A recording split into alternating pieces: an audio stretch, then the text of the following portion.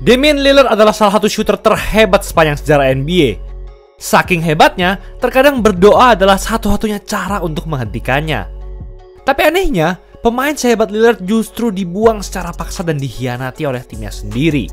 Milwaukee Bucks telah memutus kontrak Lillard yang masih tersisa 2 tahun dengan total gaji sebesar 113 juta US dollar atau sekitar 1,8 triliun rupiah. Wow, keputusan macam apa ini? Dan ternyata, itu adalah kontrak terbesar yang pernah diputus oleh tim manapun dalam sejarah NBA.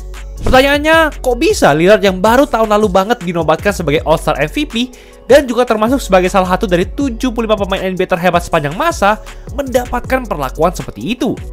Tapi alasan dibalik Bucks berani membuang Lillard ternyata jauh lebih gila lagi.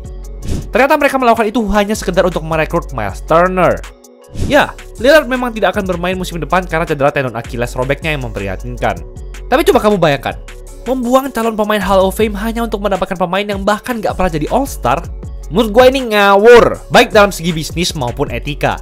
Bahkan kabarnya Turner akan dibayar dengan total sebesar 107 juta US dollar atau sekitar 1,7 triliun rupiah selama 4 tahun ke depan. Perbandingan kontrak berikut ini mungkin bisa menggambarkan seberapa edannya keputusan yang Bucks ambil. Turner akan dibayar sebesar 27 juta US dollar per tahun dengan kontrak barunya ini. Tapi Bucks juga harus mengeluarkan 22,5 juta US dollar sebagai konsekuensi dari melepas kontrak Lillard yang bakal dibahas lebih lanjut di video ini. Jika digabung, artinya Bucks harus membayar sekitar 49,5 juta US dollar per tahun hanya untuk seorang Miles Turner. Coba tebak deh, siapa aja pemain yang mendapatkan bayaran per tahun mendekati itu di musim lalu? Nikola Jokic dan Kevin Durant. Bahkan Giannis yang adalah bintang utama Bucks malah lebih murah dibanding upaya mereka untuk mendapatkan Turner. Pertanyaannya kenapa? Kenapa Bucks mau melakukan semua ini dan hal-hal tersembunyi apa yang mereka rencanakan? Dan yang terpenting, benarkah Bucks baru saja mengkhianati Lillard?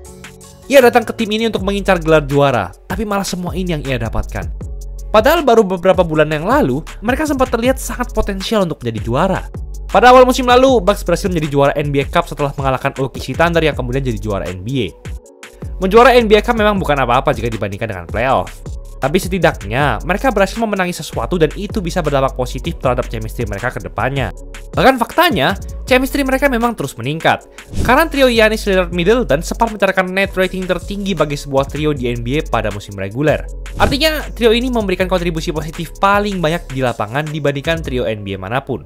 Sayangnya, semua itu seketika jadi nggak ada artinya setelah Bucks men-trade Middleton untuk Kyle Kuzma pada pertengahan musim lalu. Tapi yang terjadi setelahnya jauh lebih menyedihkan dibandingkan trade Kuzma ini.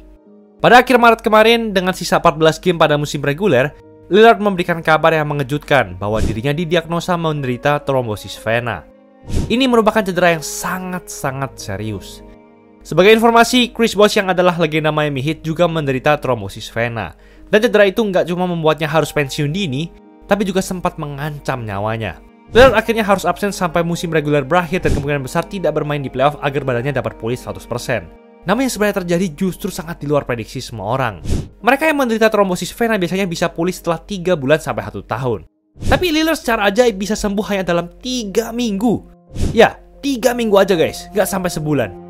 Bahkan para dokter sampai mengakui kalau Lillard mungkin atlet pertama yang bisa sembuh secepat ini dari trombosis vena. Udah kayak superhero yang pakai steroid aja nih si Lillard. Dan dengan begitu saja, Lillard yang kesehatannya awalnya sangat diragukan, tiba-tiba siap membela Bucks di playoff tahun ini. Bucks kembali mempunyai kesempatan yang berarti untuk menjadi juara NBA dengan adanya Lillard. Tapi sayangnya, kita semua tahu seperti apa endingnya. Cedera Achilles robek yang dialami Lillard di game keempat ronde pertama ini nggak cuma membuat harapan juara Bucks langsung hilang, tapi juga berdampak serius terhadap kesehatan dan masa depannya di NBA. Cedera Achilles adalah mimpi buruk semua pemain karena proses pemulihannya sangat berat dan membutuhkan waktu yang lama. Tapi yang harus dihadapi Lillard jauh lebih serius dari itu. Lillard harus menderita cedera ini di usia 34 tahun. Jika ia nantinya nggak bisa memberikan performa yang serupa dengan masa-masa sebelum cedera, karirnya di NBA bisa dibilang sudah berakhir. Ambil saja Kobe Bryant sebagai contoh. Ia juga mengalami cedera Achilles di usia yang sama dengan Lillard. Dan setelah itu, performa Kobe tidak pernah sehebat dulu lagi. Dan umumnya, suatu tim pasti mendukung pemain bintangnya yang sedang cedera kan?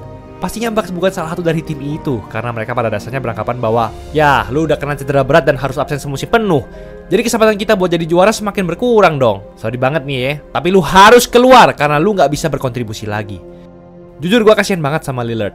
Orang ini udah belasan tahun nggak pernah jadi juara karena setia sama satu tim. Tapi sekalinya pindah ke tim yang kuat malah diperlakuin seperti ini. Bahkan Giannis saja sampai tidak suka dengan bagaimana Bucks membuang Lillard dengan kondisinya itu. Tapi gimana kalau gue bilang situasi ini justru yang lebih menguntungkan bagi Lillard? Ketika memutuskan sebuah kontrak, suatu tim harus tetap membayar gaji yang telah disetujui sebelumnya sampai benar-benar habis. Dan ketika memutus kontrak Lillard, Bucks menggunakan skema stretch provision, yang artinya 113 juta US dollar dalam kontraknya yang harus dibayar dalam 2 tahun ke depan bisa dipecah dan diperpanjang selama beberapa tahun ke depan. Dalam hal ini, Bucks memutuskan untuk memperpanjangnya sampai 5 tahun. Sehingga Lillard akan mendapatkan 22,5 juta US dollar atau sekitar 365 miliar rupiah secara gratis dari Bucks sampai tahun 2030 nanti. Jadi meski Lillard tidak bisa mendapatkan fasilitas dari Bucks untuk pemulihan yang lebih optimal, setidaknya ia masih bisa mendapatkan ratusan miliar tanpa melakukan apa-apa selama 5 tahun ke depan. Tapi masih ada keuntungan yang lebih menggiurkan lagi daripada itu. Dengan Lillard yang akhirnya sudah menjadi free agent, ditambah dengan Bucks yang sudah pasti akan membayarnya secara cuma-cuma, ia dapat bergabung ke tim kandidat juara manapun sesuka hatinya. Karena ia bisa saja mengambil kontrak minimum untuk bermain dengan tim-tim tersebut. Bahkan Lillard disebut-sebut sangat gembira karena Bucks telah menempatkan dirinya dalam situasi ini. Tim-tim besar seperti Warriors, Lakers, dan Celtics dikabarkan tertarik untuk merekrut Lillard. Tapi masih ada kemungkinan kalau Lillard bakal bergabung bersama Heat. Lagi pula itu adalah destinasi utamanya sebelum ia di-trade ke Bucks. Performa Lillard mungkin berpotensi menurun setelah pulih dari cedera. Tapi semua tim NBA nggak mungkin ingin melewatkan kesempatan emas untuk merekrut dirinya. Kapan lagi bisa dapat mega bintang seperti Lillard dengan harga yang murah? Itu kalau dari kacamata Lillard. Lantas apa alasan sebenarnya Bucks membuang Lillard dan bagaimana nasib mereka ke depannya? Selain karena cedera Lillard itu sendiri, Bucks masih terus berjuang keras untuk membahagiakan Giannis agar dia tidak keluar dari tim. Mereka pasti sudah putus asa karena hanya bisa menang satu seri playoff saja setelah menjadi juara NBA 4 tahun lalu. Dan sebenarnya mendatangkan Turner ini nggak buruk-buruk amat. Brook Lopez telah berlabuh ke tim lain, dan Turner merupakan pengganti yang pas karena selain cara bermain yang cukup serupa dengan Lopez, defense-nya juga terbilang lebih jago. Turner juga masih berusia 29 tahun, jauh lebih muda dibandingkan Lopez dan Lillard. Sehingga masuk akal jika Bucks masih ingin berusaha untuk memaksimalkan masa prime Giannis. Tapi menurut gua, Bucks lebih banyak rugi dibandingkan untungnya. Karena kontrak Lillard tadi, Bucks jadi kehilangan 22,5 juta US dollar dari ruang gaji mereka selama 5 tahun ke depan. Dan di era dimana pemain-pemain berkualitas jadi semakin mahal, Bucks pastinya jadi lebih kesulitan untuk mencari pemain cadangan yang solid untuk Giannis. Sekarang aja selain Giannis dan Turner, starting lineup Bucks diisi oleh pemain yang tergolong sebagai pemain cadangan. Opsi Bucks semakin terbatas, dan hanya aset-aset draft pick yang tersisa yang bisa menyelamatkan mereka. Itu pun kalau digunakan dengan baik oleh pihak manajemen. Yang jelas, semua drama ini semakin menekankan betapa peliknya bisnis di NBA. Sehebat apapun suatu pemain, tim-tim NBA sudah tidak peduli lagi terhadap loyalitasnya. Kecuali kalau ia memang dipandang sebagai sosok yang potensial untuk mendapatkan lebih banyak keuntungan. Itulah episode kali ini. Gila, cuma 70.000 plus kamu udah bisa dapat satu style jersey free design, free voucher, dan custom satuan. Gas CO di Easy Sportswear. Jangan lupa like dan subscribe agar channel ini bisa berkembang dan menghasilkan video menarik lainnya. Thanks for watching, I'll see you in the next video.